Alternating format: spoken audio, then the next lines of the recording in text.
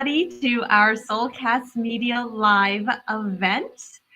I am looking at all the folks who are dialing in right now. Behind the scenes, I've just been watching and chatting with some of you and seeing where you all are dialing in from. And it is absolutely so exciting to see we have an international audience today. And that's the beauty of events like this. We really get drawn people all parts of the globe. And that is just absolutely so exciting to me. I was just reading where folks are dialing in from. We have folks from Japan, India. We have some folks from the Bay Area, which is actually where I was originally from. I'm now here in Southern California. We have folks dialing in from Canada, Austin, Texas, Alabama, Cairo in Egypt, Dallas, Texas, Hawaii. Wow, this is absolutely amazing. It makes me so happy. So, in terms of what is going to happen today, you all are here because we're going to be chatting about something that my guest and I love chatting about, and that is how to present confidently at work. Now, we are so grateful for the time you are spending here with us today. So, if you have any questions for us as we are chatting, please throw it into the chat function because we want to make sure that any questions that you have, we also answer it as well. So please throw it into the chat function and we will try to answer your questions. Now, in terms of how long is this event? This event is going to be about 45, 50 minutes or so. And again, this is all for you. So please let me know if you have any questions as we are chatting.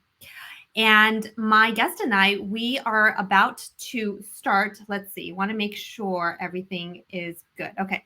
If you all can hear me and see me, just give me a thumbs up on your end. It seems that we might be having some tech difficulties, which of course is the beauty of doing events like this. You just never know what the heck is going to happen. But again, let me know if you can see me or can't hear me. Sometimes if you just refresh it, that may help as well. Whether you're on your phone or on your browser, just hit the refresh button because that can help bring everything back on. So with that, yes, I see some folks are saying just refresh it. So please refresh it on your end and you might be able to get it all working again.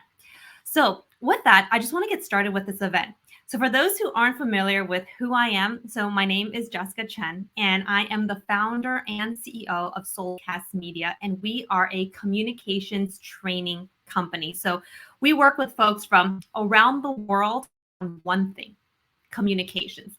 But it's not just communications in terms of, because communications isn't just public speaking. Communications is a lot of things, right?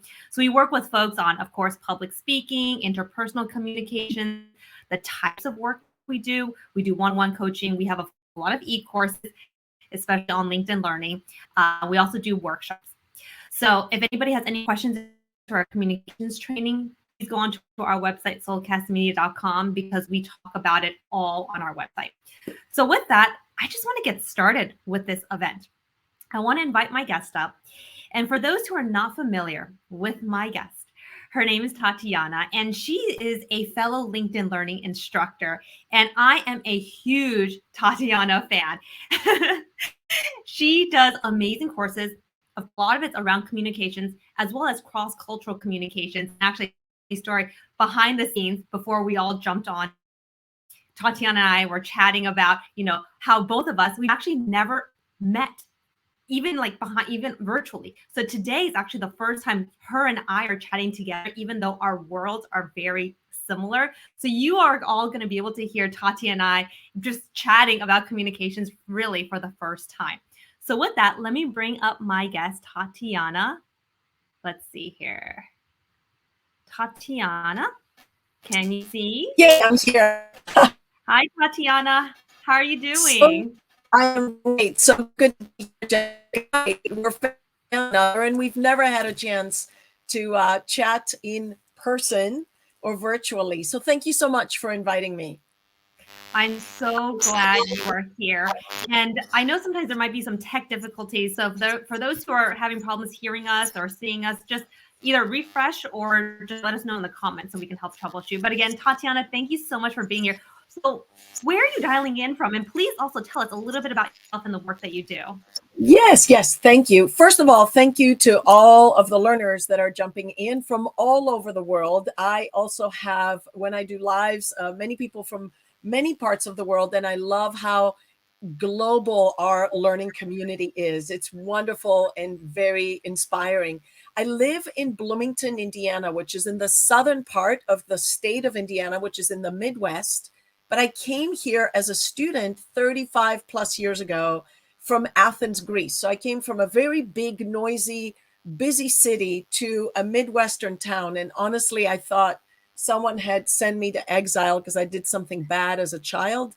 I also arrived in the middle of the winter, and it was quite shocking. But I have had an incredible life so far, and I have the privilege of teaching at the university. I teach in the Kelley School of Business, which is a top-ranked business school.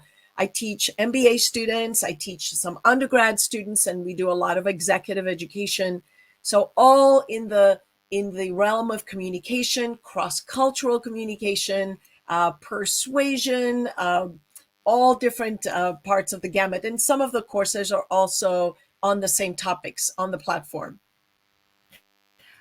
I have to ask, you do so much, Tatiana. And how did you get into communication? Well, let's just start there. How did you get into teaching communications, and how did that really become your passion? So, my background is in human resources, learning, and organizational development. A lot of what we designed around and strategize around with departments and organizations were around communication, not just how you come across when you speak, but how as a leader do you communicate a difficult message, or how do you communicate change, and how do you get everyone to see a vision. So much of it, as you said earlier, is about communication. The reality of that is, before I got my MBA, I was very involved in health and wellness and corporate health promotion. And a lot of what I did is I taught fitness instructors how to be good, and personal trainers, again, on communication as a focus on motivating, inspiring, educating, which is what we do now. So those are my roots, are in physiology, really, but in a way I would say that it's the same skill that tends to cover the gamut and helps people improve their performance. For me, it's about how do we show up strong and competent and confident, as you said, and a lot of it is communication related. That is really our topic today, which is about presentation and confidence. Mm-hmm. In fact, a lot of the work that I do, a lot of people say, oh, they struggle with feeling confident in presenting themselves. But we know communications isn't just public speaking. A lot of it is how do you carry yourself? So, Tatiana, I have to ask, what are some of your tips in terms of how people can carry themselves with confidence? Confidence, I was thinking about before we got started of maybe a framework to be sharing with.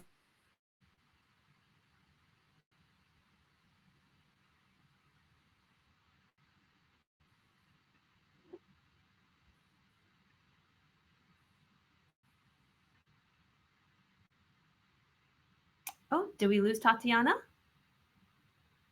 We might have lost Tatiana.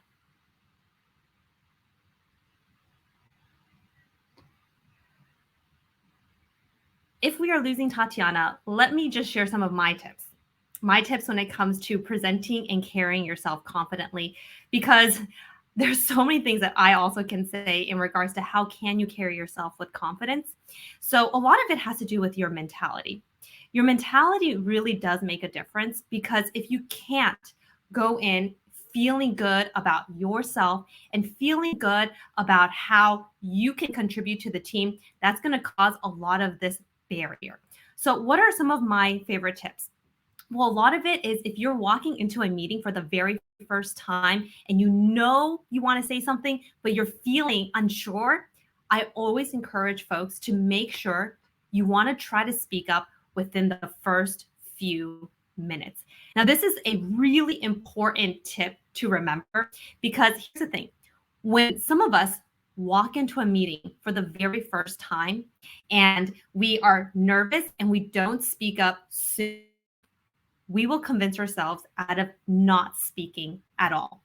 So again, it's always the first few minutes because again, if you are thinking, oh my gosh, what are people going to think of me? Are people going to think about my silly idea? Well, of course, you want to go in thinking, how can I speak up sooner rather than later? So Tatiana, I was just telling folks, the Yes. way I think about communicating confidently, a lot of it has to do with mental barriers and just overcoming Mhm. some of that, right? So what are the things for you in terms of people are feeling nervous? How do they overcome this? Yeah. I relate in a lot of the work that I do, some of the analogies in sport. When we perform, sometimes we get nervous, and we get nervous either because we lack the preparation and the training. So that's a dead giveaway. We have to practice. We have to walk in the room to get a sense of it so we're not intimidated. I would like for people to sit at the table where they're going to speak. So this is not the first time that they do it. So preparation and practice or training is an important part of that. I'm sure, and way to pick up on the gap while I was gone, Jessica, you're quick on your feet.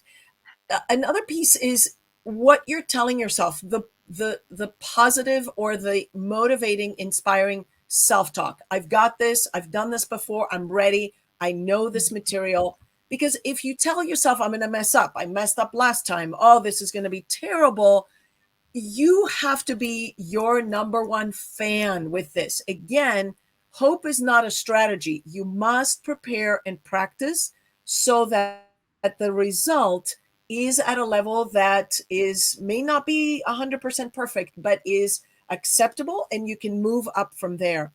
And finally, you need to think of all the positive things. Again, catastrophe.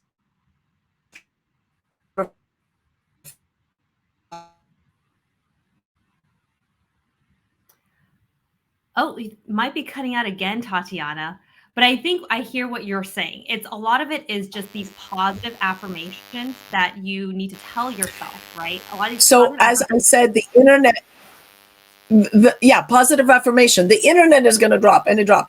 And I think you must set yourself up as a performer on a stage, not from a stress standpoint, but to see it as something you rev yourself up and do. And honestly, the more you do it, the easier it gets. And for our learners that are feeling that internal language is difficult to do, I ask you to find times and places in your life that are not as high stakes where you get to practice. Where would that be? Your kids, I would say, meetings, parent meetings. If there's any other outside of work activities that you do that you get to speak up as much as possible. In one of my courses, I even say, stand up in front of people. The sports where you get to be the parent that judges the line or times the timer in the swim meet, where you are visibly in front of people. A lot of apprehension with speaking comes also with not being comfortable standing and being seen. And so internally, all of those things do help. The next layer can I keep going? Yeah, of course. Sure. The next layer of confidence is kind of how you act, how you follow through, how you build your brand, how you network, how much support you have. If you think of sort of what you're speaking and saying to yourself, sort of this behaviors around you that can build your confidence, or having your support group that can make you more confident in where you are in supporting you. And then finally, the external part of that circle is really how you show up. What are your nonverbals? What is your stance? Where do you sit? How do you walk into the room? How do you hold eye contact or listen attentively? So it's the combination that starts from here, behaviors and nonverbals, that I see as the, I would say, diagram, or you can say schematic, that can describe the total package of confidence. I was just going to mention, and I see Diane actually mentioned this in the comment. This example of both you and I having technical glitches, even though we are here right now live in front of folks, you and I just have, the show must go on, right? We have to just continue talking, even though we're I having know. technical difficulties. And actually, folks, for those who are listening and watching to us right now, this is actually a perfect example of how two people are trying to communicate, yet we're hitting Yeah. all these barriers. We might actually still hit some technical difficulties, but I don't want to just drop this event because I know some of you guys carved out time to attend. So if I cut out or Tatiana cuts out, just trust that we're going to come back. We're going to still be talking. But this is an example of presenting confidently when all these external factors of internet is not working well. Yeah. I don't know what, we can't even say the words because it seems to cut out when we say these. I wanted to ask you, in your broadcasting days, can you kind of think in your mind through, what do you say to yourself? What are the behaviors and actions that would make you more confident? And how did you show it? How did you sort of walk through those 3 different layers of confidence for Jessica in the newsroom? It's funny because as some of you guys may or may not know, Tatiana, I used to be a former TV news reporter. So That's right. speaking That's why live I on said it. Yeah. yeah. Mhm. So speaking live in front of a live audience such as this is something that I really had to get used to. But speaking like this was not something I was always comfortable with. But I will tell you, what really helped me at least present that confidence is similar to what we're doing right now. And for those who are watching, you can see it in action. It's being and having that mindset that, yes, things are going to go wrong, technical difficulties. But again, what I said earlier, the show must go on. You have to be able to think quickly on your feet. Because if people are thinking like, oh, she looks flustered or she's like, unsure, that can take away a lot of that executive presence. And we haven't talked too much about that yet, but, being Mhm. to kind of be adaptable, be quick on your feet, that's part of presenting yourself. So, it's funny because when I was in TV, we also had a lot of technical glitches. Things would drop out, and then I would just be kind of standing there, not sure how to carry things and carry the conversation. But then I always have to think, well, folks aren't here to kind of just, watch me go, they're here because they're wanting to learn. They're wanting to hear and understand something. So I just have to recollect myself and just keep going. Just keep Yep. talking and kind of recollect my emotion. Because I think a lot of Yep. people, that's where they struggle. When they are caught off guard, they don't know what to do, right? Yep. How do Yep. you navigate that, Tatiana? I think it's practicing in a lot of situations where things could possibly go wrong, like where we are. This is not the first rodeo here. I've had several situations where this has happened. In fact, I've had lives where alarms have gone off, where power has come down, where the whole stage has collapsed, not the stage, but the projector. I mean, just, I had a presentation once at a conference. This, I'm dating myself, but we were using slides. This is before PowerPoint. The clickers in the rooms were switched. So I had checked everything except if the clicker, when I would move the clicker, the guy next to me was moving his clicker. So my slides were a little off, but when we started, it was like poltergeist. How can you ever think of those technical glitches happening? And it happened that day. So I think the longer you tend to do things and the more you put yourself out there, these things will happen and you'll sort of build your endurance. You'll be like, I got this. This has happened before. Or you may think, what's the worst thing that can happen? Okay, the internet drops. I got it. Jessica is going to pick up on where I left and we'll team tag this. And people understand sometimes the internet gods don't agree with us. But how do you overcome it? You stay in the arena and you practice. Hope is not a strategy. I hope my next speech or time I speak at the staff meeting goes better and I'm going to do nothing and sit on my thumbs between those 2 events. That is not the way to go. Hope is not a strategy. I also have to chime in by saying, preparation, like not just preparing your material, but preparing for how to prepare for mishaps is equally important. Absolutely. We have a faculty member in our accounting department, and he has the whole first year of our students. They do a joint MBA degree on accounting specifically. He calls it the fickle fingers of fate. So they all have presentations. They walk in and he says, I'm the CEO. I'm going to hear your presentation. I have to run to the airport. Could one of you just drive with me and talk me through it? Or he'll do things, the pizza is being delivered, so can you sit down? We need to eat and talk through this, and the projector is not working. So these poor students that don't know that all this is going to happen, all of a sudden, someone has to draw the straw to decide who's going to drive to the airport with the CEO. No PowerPoint, or I don't have time. Tell me your whole pitch in a minute. All these things. But his intention, his name is Dave Green, a dear friend too, is to really build thicker skin for our students and have them see that you need to think on your feet and you need to be prepared for many different crazy scenarios.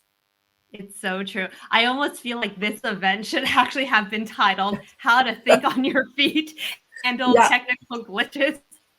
thinking on your But feet, technical glitches. Yeah, so, okay, really diving into today's topic and really focusing on this presenting confidently. So, of course, we confidently. spent Yes. the first like 15 minutes talking about handling and thinking on your feet because we are experiencing it literally live right now. So, thank you all for also being patient as Tatiana and I are just navigating the tech issues. And it's always funny, right? It's the internet always seems to work fine when you don't really need it to work fine, but when you need it to work, it's like, ah, like you said, the internet gods just are not on our side Yes. today. They're laughing at Regardless, us. I know they're like, we really want to make this hard for them and see how they act. Yeah. So you think you can do a live, now see what you can do. Oh, well. Right. It's like, oh, Tatiana and Jessica, they want to talk about presenting confidently. Let's see them present They have, confidently in this setting. Okay, so all I jokes love it. aside, all jokes We'll have a aside. good Okay, story to tell. I know, right? So, okay, all jokes aside, I want to get into the meat of this topic of how to present confidently at work. So, I want to start with just public speaking, and then we will navigate into other types of communications, which goes with presenting in some ways. But Mhm. going to public speaking, I know it's a huge fear. I actually saw one of the questions from somebody who said that they're now doing a lot more presentations, but they just can't get those nerves. How do Yeah. you handle public speaking, Tatiana? So I have one additional potential catastrophe for myself that I've always had in the back of my mind. What if I forget what I'm going to say? What if I can't find the word? English is not my first language.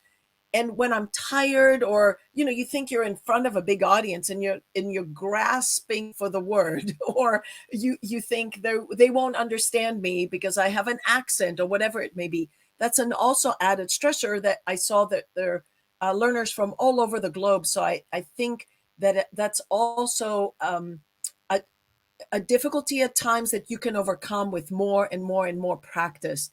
My recommendation is how to be confident is to practice and practice in safe spaces. I don't know if you're familiar with Udly, and maybe you can put it in the comments. It's YOODLI.ai. It's an artificial intelligence platform that allows you to practice video in the privacy of your camera and home and practice. It may give you prompts, or it helps students and professionals with interviews. And then it gives you feedback on your energy, your intonation, your fillers, all of those things. How to become more confident is you need to invest the time in preparation. That preparation, just like our athletes that go to a game or to a race, will know that they have all of that volume of training behind them. So if you say, I've put in 12 hours of practicing, it's impossible at that point to forget your points. And then you and I know, Jessica, you build some hacks. Maybe you put pictures or words in your visuals that help you remember. Mm-hmm. Maybe you have, a handout or a bullet, some way, a life jacket somewhere in case you get tripped on one word. So it's not that big of a deal.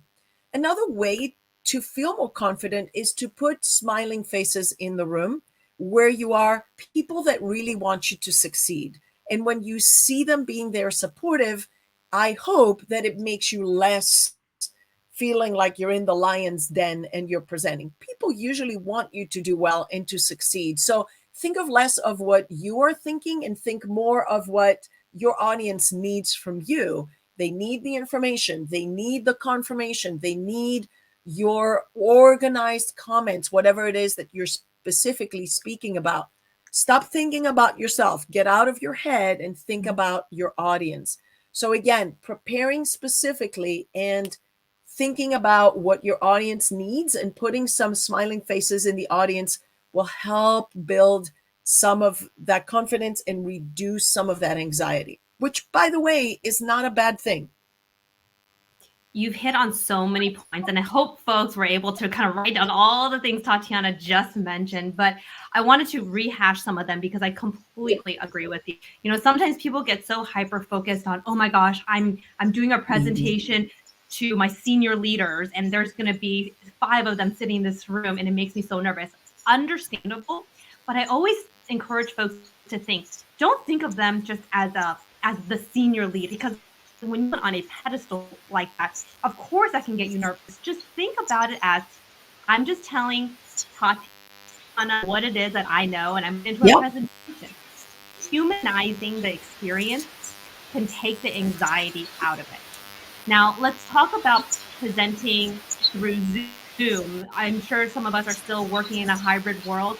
And when you're presenting to a bunch of different boxes, that can evoke a different level of anxiety.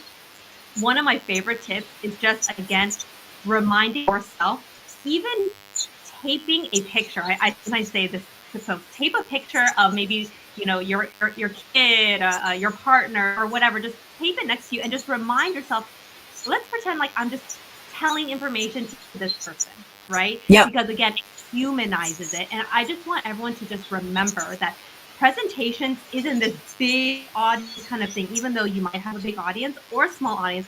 Presentations is still, you want to think of it as a one-on-one conversation. And the thing you mentioned, the word I love is energy.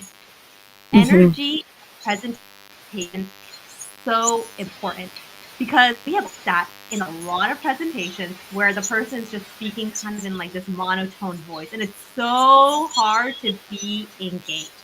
So my question for you, Tatiana, how do you maintain your energy when you're talking, when you're teaching? You know, I approach it as like a race. I've got to have my snacks. I've got to be hydrated. I have to wear the right clothing. I have to sleep enough the night before. I have to take breaks. I have to pace myself enough. So for teaching days, that for me could be 8 a.m. to 3 p.m., for example. But for presentations, if your presentation is too long that it drains you, then it's more inappropriate for your audience. So think of the energy of the receiver. If it's hard for you to deliver, it's probably hard for your receiver to hear it as well.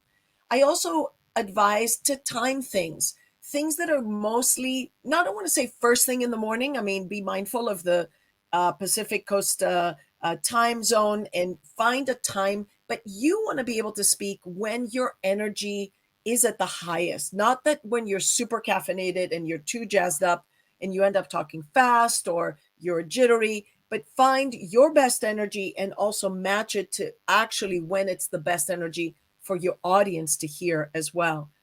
I wanted to comment on one of the things that you said, Jessica, is being confident. There's also a risk to coming across overconfident, and or the opposite of the flat tone is the theatrical performance that you feel like you must intonate. And I sometimes look at these students and go, we're not in theater class in school.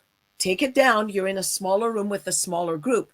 You need to show that you are mindful and that this is important to you, but it's important that you gauge it. If it's a big stage with a lot of people, sure, step up the theatrics in a way as you do. And I've seen sometimes people not be able to gauge this in international context as well. They may take sort of the very American, here's what our approach is and here's what we do. I'm like, tone it down, because you're coming across as arrogant now, not just confident. So there needs to be a level of emotional intelligence where people figure it out. And my tip to our learners is just observe.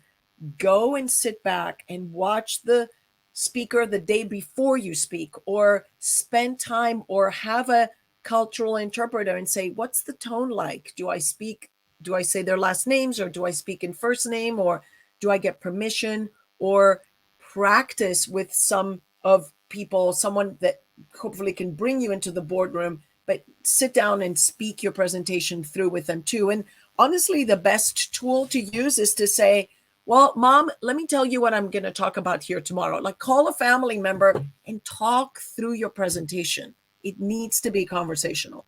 I threw a lot of things out again. I know that. Sorry.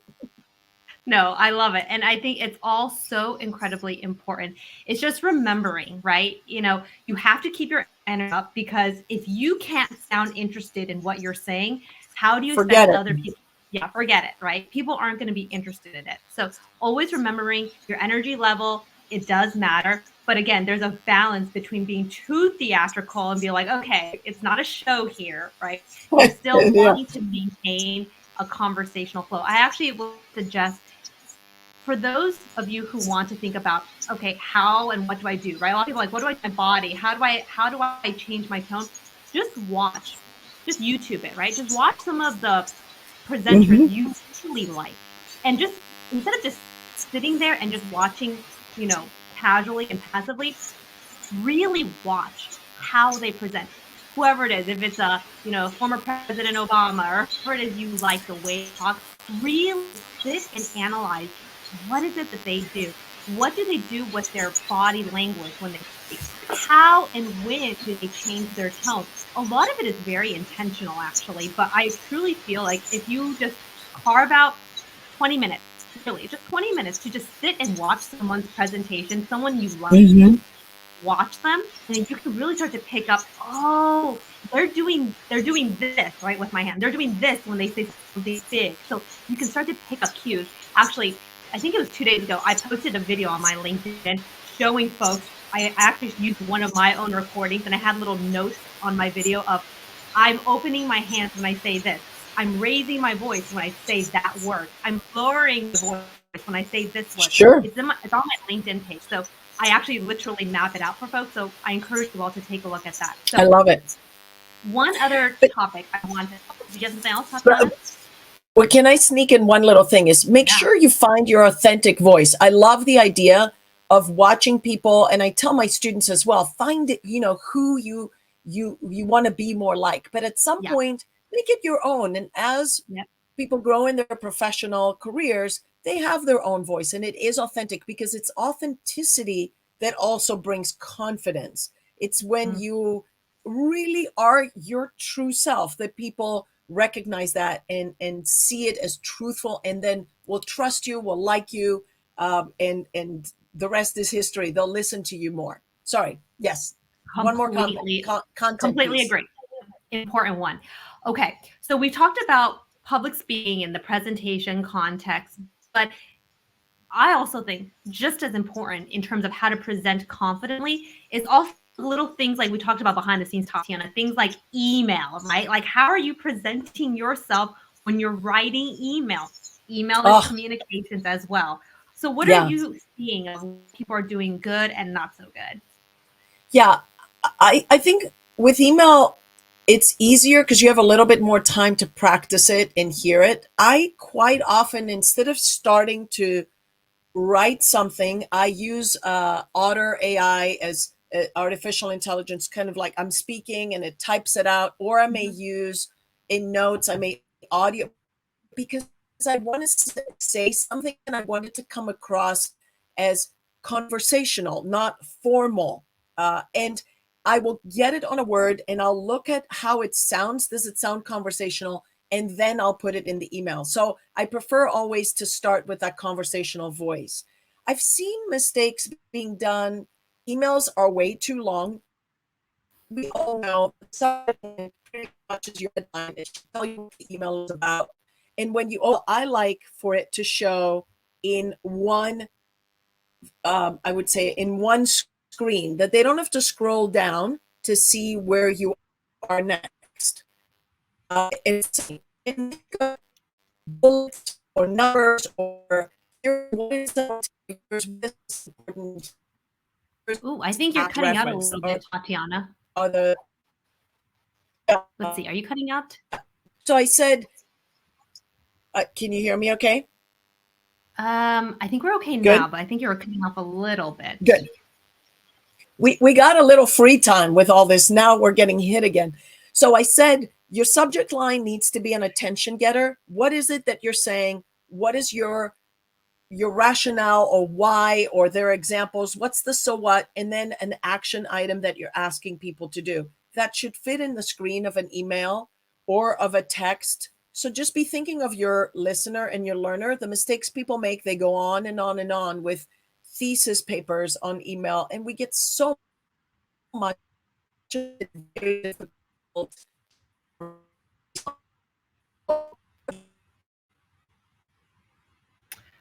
I think you're cut off again, Tatiana, but I will echo what you're saying in terms of making sure that your emails are short and sweet. In fact, I have found that the shorter your emails, the higher likelihood you'll get a quicker response.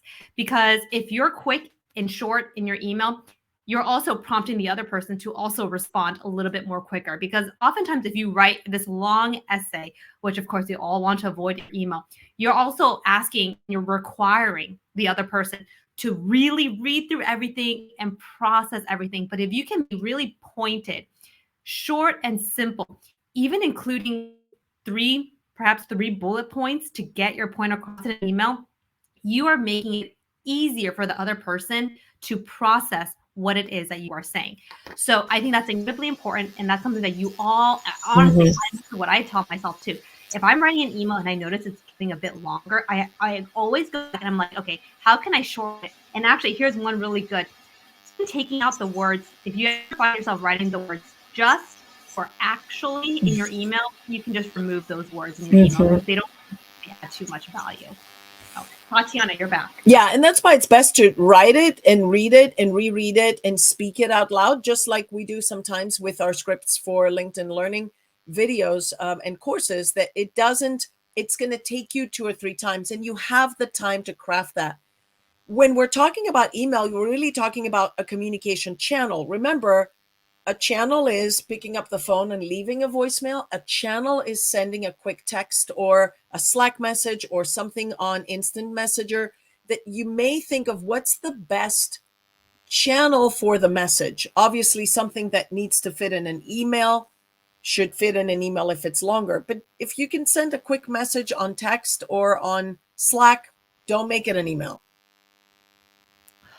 One of the questions that I kind of want to now pivot to, Tatiana, is when people are communicating in a meeting, I saw this question actually, how do you handle silence? How do you handle when people don't seem to respond to what it is you're saying? I'm sure the silence can really hit people's confidence too, because you're like, oh, does nobody like the idea? Is it a silly idea? So how can people deal with silence or a lack of response? Any thoughts on that? Sure. Don't ever assume that silence means they don't like it. There's a lot of processing that happens in silence. So confidence gets, I would say, tested in silence. So we go through all this with our technical things. I should just sit there and go, okay, this is taking a little longer. I'm not going to go, like this. So if someone doesn't respond, don't lose your smile. Keep up your confidence. In your mind, think they're processing. They're just processing. Learn what it's like to sit silent for 1 minute. Let me tell you, for many of us who are active and we are engaged, it seems like a forever time.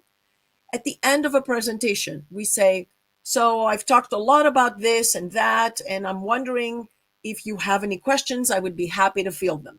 Get used to saying that and then just smiling and looking around the room and just take it. Just soak in the silences like your superpower. Don't go, any questions? Any questions? Anyone with questions? The questions I would ask, that is lack of confidence. You just need to simmer in it. If you are on the other side, take time to be quiet with good speakers and see what they do. So play the same role and learn from them. It's eye contact, it's sweeping the room, it's just being patient, and that is confidence. I saw someone asking, should they memorize a presentation? Can I answer that question? Please do. And I definitely have thoughts on that too. Yeah, memorize, and then thoughts on having notes. I say no to memorization. Memorization is the part of your brain that's nice and tidy and organizes the sock drawer and likes predictability. And that goes out the window when you get up in front of a group. Your heart rate is up, your breathing rate is up, your core temperature goes up, and your emotional side of yourself takes over. And those words go poof, forget it. Yep. So if you try to memorize, you miss one word and then the whole thread is gone. Think about, I'm going to tell you about this, why it's important, and what are the 3 things we need to do. You can go through it a different direction. It should be the same duration each time, and that's where practice comes in. But I would try to hit some speaking points. And Jessica, I'll let you talk about notes because you have those great hacks with the slides, right? Yes. So if you all are building a presentation, whether it's through Google Slides or PowerPoint or whatever it is, a lot of it is, and like you mentioned, Tatiana, we don't want to memorize. We don't want to memorize word by word what we're saying. Instead, my favorite hack of sorts is if I am putting together a slide and I know that there's a story, a specific example I want to mention when I get to the slide, but I'm afraid that I'm going to forget what that is. Sometimes I'll put just a little icon of sorts. It could just be some random little like image, like a little star. It could be like let's say if I want to tell a story about a computer, I'll put a little icon of a computer next to somewhere on my desk. And that is a trigger point for me where when I get to the slide and I see that icon, I'm like, oh, right, remember to tell the story of the computer. Yeah. So that's a great way to not have to, of course, write out the text on the slide, but it's more of a reminder that, hey, story. I have to tell the story when I talk about it. Yeah. So that's one of my favorite tips. I think it works really, really well. Another suggestion, a little hack that I have is transition between your topics with questions that the audience might have.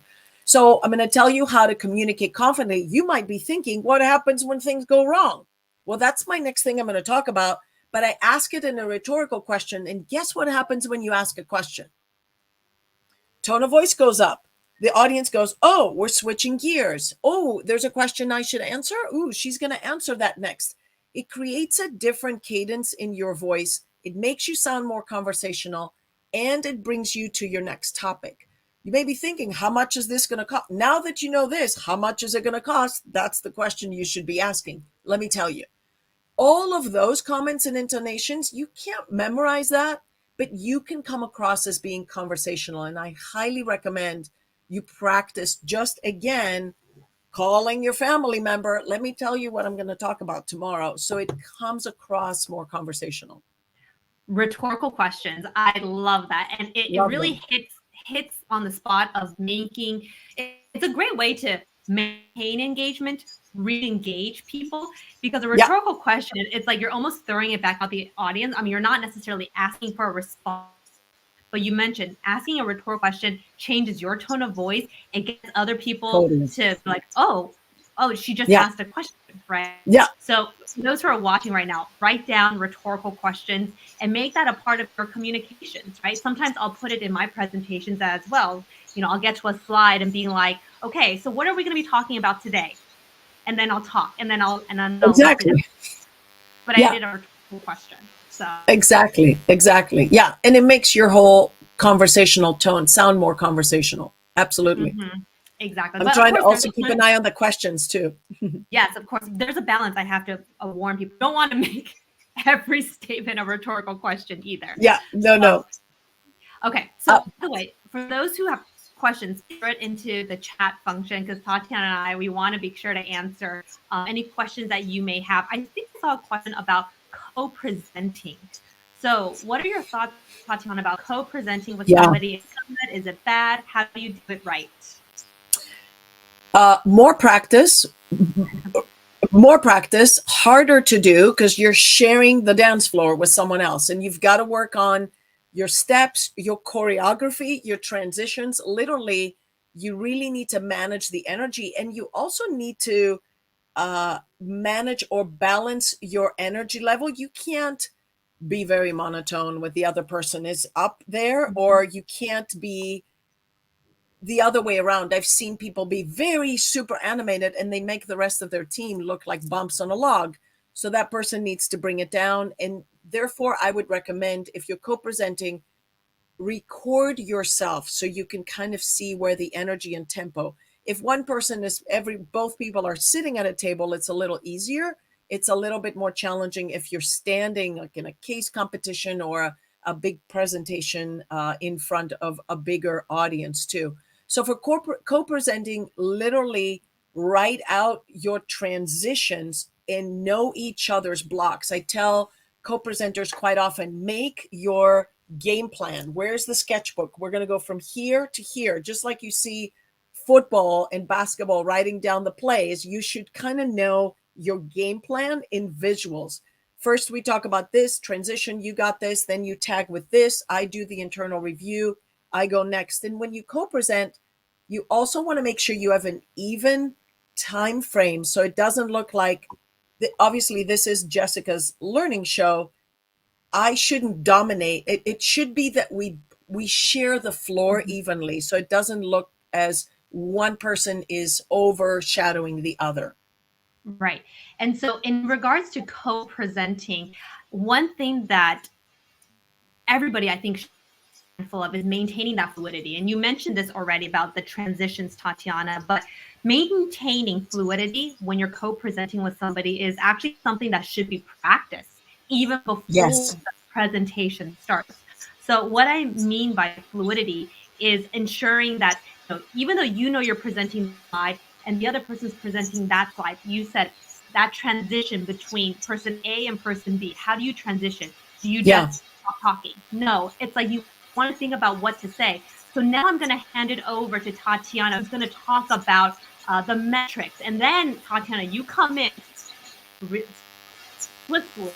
Thank you, Jessica. Sure. Let me share with you, right? So this is kind of like what I'm showing folks. Like, you don't just want to say, okay, now Tatiana's going to speak. You want to say it in a way that, again, builds that fluidity, because together, people who are watching the both of you are going to be like, wow, they're really in sync with each other. And that takes practice. It does. You have to go through it. I must say, and take away the jazz hands. And now, Jessica, with the financials, you don't announce. It's not a stage show. You say, so now that you know a little bit about where the research is coming from and why this is important, that's my review. You may be thinking, how much is this going to cost? That's the link. That's the bridge. And you can say, I'll leave that up to Jessica to tell you what the forecast about how we've calculated that. That's the preview for Jessica. I might say, you may think, how much is this going to cost, Jessica? So I may say your name. I may not even have to sometimes. And you come in and say, that's right. We've made some calculations of how much it's going to cost. That's your preview. So between two people transitions is review what you're saying, speaker A, link and bridge on the theme to the next person, and then the next person previews, or you make preview for them. This is where slides are really important, that you kind of know who's clicking and where you're going if you have visuals. And hence, that's when it takes more practice. Yes. So kind of just adding on to your points, practicing co-presenting is incredibly important. But I would say if you are co-presenting with somebody, focus on how you transition with each other, especially if you're going to be doing one, they're going to be doing one, and then you're going back to you doing another slide. But of course, presenting and practicing the sharing of the presentation is very, very important. So, by the way, Tatiana, we have been chatting for 55 minutes now, and it has just flown by. So, as we kind of start to wrap up here, and I know there were some questions that we did not get a chance to get to, and thank you all for staying with us, even though we are experiencing some tech difficulty. But I just want to kind of like start to close off this session by Tatiana asking you, what's one thing you would want to leave folks when it comes to presenting yourself confidently at work? Believe in yourself and that you can don't doubt yourself, practice, get better at it, but you need to be your number one fan. That will show. I love that. There is no one better to showcase your ability, advocate for yourself other than yourself. So it's truly why I think communications, and I know Tatiana, you would agree, I do think communications is the most important skill, not just in business, but in life. And the thing is, communications is a skill, meaning it's something that can be learned, right? It's not an innate talent. Yes, there's folks who are naturally stronger communicators. I was not one of those. I really had to learn how to be a better communicator, which is I love teaching it so much because I empathize with folks who really struggle with healing that communications confidence. Okay, so as we wrap up here, Tatiana, where can people find you? I know you have Sure. some amazing LinkedIn learning courses. Please tell I all do, about it. yeah.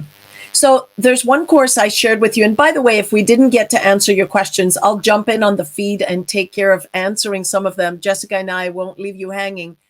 You can put on the feed my LinkedIn Learning handle. And Yep. I also have a newsletter where I talk about improving your performance at work in any way. Stronger is the name of it, but it's mainly with communication, overcoming challenges, but also really thinking of how you can up your performance at work and do the best work that you are proud of too. So follow, become friends with me, and I'll answer some of your questions. And we're also, I think we're dropping in a link for the course on designing an authentic pitch. When someone says to you, tell me a little bit about you, that's probably your business card of communication opportunities. So watch that course and you'll learn a lot.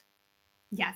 Be sure to check out Tatiana's courses and all the links that Tatiana's mentioning. For those who've RSVP'd for this session, we will be sending out an email. So we will all the courses talking about, as well as her LinkedIn page, if you are not already connected with her. But I highly, highly suggest you all become friends with Tatiana on LinkedIn because she always shares a lot of great communications tips.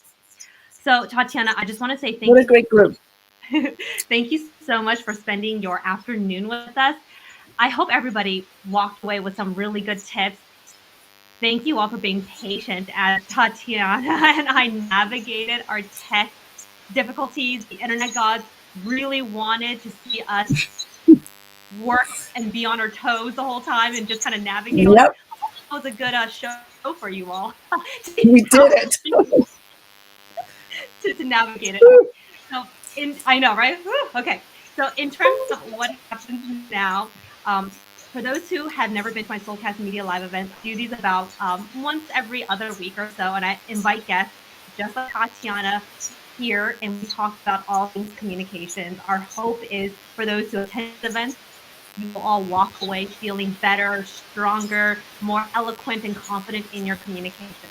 Now, Tatiana and I talked about, if you missed any of it, be sure to check out our VIP communications path. You can see it down on the scroller right now. Essentially, instead of having to rewatch all these things, we take down the notes for you and then we email it to you all directly. So it's the VIP communications path, which is what you can see here on your screen right now. So again, Tatiana, thank you so much for your time. Most welcome. Everybody who's here, we appreciate you. This is so much fun. I think we need to get, and hopefully the internet gods will be on our side that next time. But again, thank you, Tatiana, and thank you all for tuning in. Take care. Take care. Bye-bye.